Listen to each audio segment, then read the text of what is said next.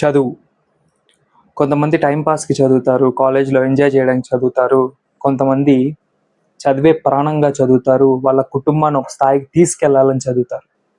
అలా తీసుకెళ్లాలని చదివే చదువుకి అహర్నిశలు కష్టపడి నీట్ ఎగ్జామ్‌కి ప్రిపేర్ అయిన పిల్ల 2 నిమిషాలు లేట్ అయిందని చెప్పేసి తన భవిష్యత్తుని గేట్ దగ్గరే ఆగిపోతే ఆ బాధ ఎలా ఉంటుంది?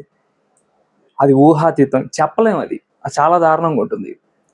నిన్న నీట్ ఎగ్జామ్ 21న జరిగింది. హైదరాబాద్‌లో సేమ్ సీన్ రిపీట్ అయింది. మనకి సెంటర్స్, హాల్ టికెట్‌లో ఎక్కడెక్కడో పడతాయి నీట్ ఎగ్జామ్స్ అంటే. ఆ కాలేజెస్ మనకు తెలీదు. వాటిని మనం గూగుల్ మ్యాప్‌లో వేసుకొని బండి మీద బయలుదేరుతాం. నీట్ ఎగ్జామ్స్ అంటే ట్రాఫిక్ ఎలా ఉంటుంది? ఎంత త్వరగా బయలుదేరినా ట్రాఫిక్ అలానే ఉంటుంది. అలాగా ఒక తండ్రి మ్యాప్ పెట్టుకొని కాలేజ్‌కి సెంటర్ దగ్గర దింపడానికి వెళ్తుంటే, ఆ గూగుల్ మ్యాప్ రూట్ అటు ఇటు చెప్పడం వల్ల 2 నిమిషాలు, 2 నిమిషాలు లేట్ అయిందని అర్ధాంతరంగా గేట్ దగ్గర ఆ పిల్లని ఆపేస్తే ఆ తండ్రి ఆ పోలీసుల కాళ్ళు పక్కన వాళ్ళని వేడుకున్నాడు. ఎగ్జామ్ రాయనించండి సార్, ప్లీజ్ సార్ అని చెప్పేసి గుండె పగిలేలా ఏడ్చాడు. కొంతమంది రోడ్ల మీద పడిపోయారు.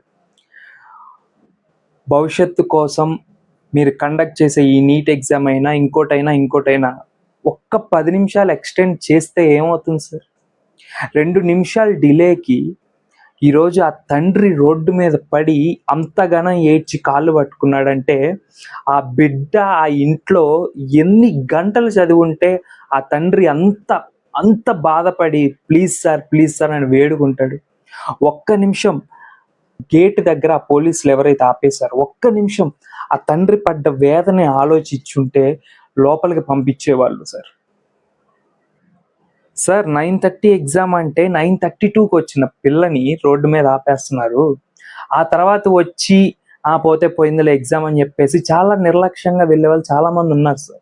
ఆ లిస్ట్‌లో ఈ పాప లేదు కాబట్టే, ఈ తండ్రి లేడు కాబట్టే ఆ పోలీసులు కాళ్ళు పట్టుకొని మరీ వేడుకున్నాడు. ప్లీజ్ సార్ నా కూతుర్ని ఎగ్జామ్ రాయనించండి. 2 నిమిషాలు సార్, 2 నిమిషాలు లేట్‌కి ఎందుకు సార్ నా కూతురు భవిష్యత్తును పాడు చేస్తారని చెప్పేసి వేడుకున్నాడు.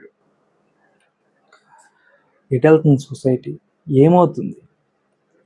ఇలాంటి విషయాల మీద ఒక్కడు కూడా వీడియో చేయలేదేంటి? ఎందుకు చేయలేదు? అరే ఎవరెవరో ఏదేదో విషయాల గురించి, సినిమా వాళ్ళ గురించి కొట్టేసుకుంటున్నారు, తిట్టేసుకుంటారు. ఇట్లాంటి విషయాలు ఎందుకు బయటకి తీసుకురానివ్వరు? సో ప్లీజ్, మన చట్టం మారదు కాబట్టి నెక్స్ట్ టైం కనీసం ఒక అరగంట ముందు సెంటర్స్ దగ్గర వెయిట్ చేసినా పర్లేదు, ఎగ్జామ్‌కి అటెండ్ అవ్వండి.